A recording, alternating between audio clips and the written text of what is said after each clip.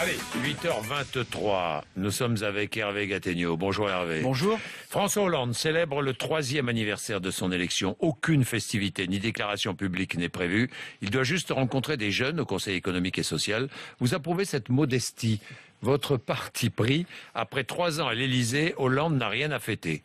C'est le bilan que vous tirez. Écoutez, ce qui est sûr, c'est que François Hollande a bien senti que toute manifestation d'autosatisfaction, a fortiori toute festivité, apparaîtrait franchement déplacée. Évidemment parce que c'est la crise et parce que la menace terroriste reste présente, mais surtout parce que le bilan de François Hollande, président de la République, est très médiocre. L'économie française n'est pas au plus mal, mais enfin, elle n'est vraiment pas au mieux. La majorité n'est pas dans un état catastrophique, mais enfin, disons qu'elle est dans tous ses états. Et si on ne peut pas dire que François Hollande a échoué sur tout, il me semble qu'on peut pas dire, enfin on peut plutôt dire qu'il n'a vraiment réussi sur rien.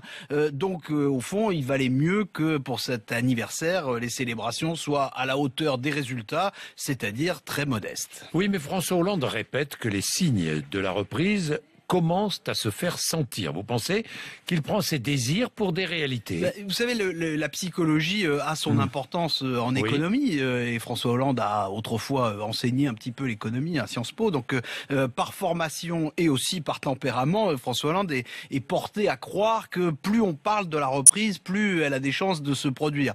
Bon, cela dit, des facteurs d'amélioration, il y en a, objectivement, mais il est chanceux, il n'y est pour rien. Avec la baisse de l'euro, voilà, ce n'est pas sa politique qui fait baisser le dollar, ni le prix du pétrole, ni les taux d'intérêt. Donc évidemment, François Hollande n'est pour rien là-dedans. Et alors quand il dit, comme il l'a fait il y a quelques jours, que la vente des Rafales est un signe que la France va mieux, alors là on a envie de lui dire, en réalité c'est tout l'inverse. Vous savez, si on finit par vendre des Rafales, c'est parce qu'aujourd'hui on les brade, on les vend beaucoup moins cher qu'on ne les vendait autrefois. Et si on les brade aujourd'hui, c'est parce que l'armée française qui s'est engagé à les commander n'a plus de quoi les payer. Donc en fait, de reprise, il faudrait moins parler du Rafale que d'un Mirage. Mais là, évidemment, je ne parle pas de l'avion, je parle plutôt de l'illusion d'optique. Alors Nicolas Sarkozy, lui, en profite, toujours dans le Figaro, demain Valeurs Actuelles, décidément, il ne sort pas de son petit périmètre.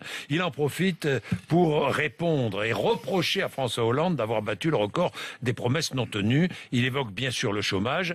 Vous êtes d'accord avec lui? Sur le chômage, il a évidemment raison, tout le monde le sait. François Hollande a péché beaucoup par vanité et on pardonne plus facilement à un président d'être idéaliste que d'être irréaliste.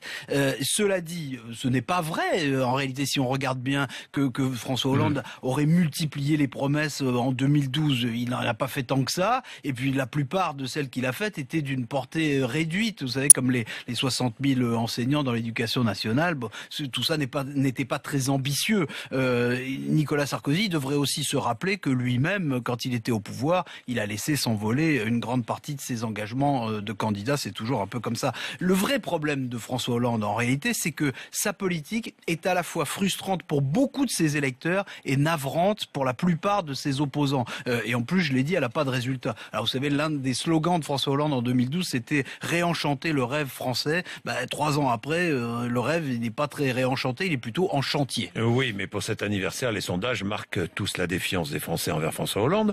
Est-ce que ces chiffres peuvent peser sur le choix du candidat PS en 2017? En théorie, ça devrait aller de soi, mais en fait, ce qui va de soi, c'est que François Hollande sera candidat. Pourtant, Manuel Valls est mieux placé que lui dans l'opinion, mais en fait, Manuel Valls est coincé. Il ne peut pas se poser en concurrent sans passer pour un félon. Alors, il reste la primaire, qui est prévue dans les statuts du PS, mais François Hollande va tout faire pour l'empêcher. Donc, candidat, on peut le parier, mais la question, c'est avec quel projet? Vous savez, pour être réélu aujourd'hui, François Hollande, il mise essentiellement, pour ne pas dire uniquement, sur les divisions de la droite et sur la peur du Front National, et pas du tout sur la dynamique de la gauche. Donc tout ça, ça n'a rien d'un projet très enthousiasmant pour l'électorat de gauche. À ce stade, je crois que François Hollande a raison de ne pas vouloir fêter son 3e anniversaire. Il devrait sérieusement se demander s'il a raison de vouloir faire un 2e mandat.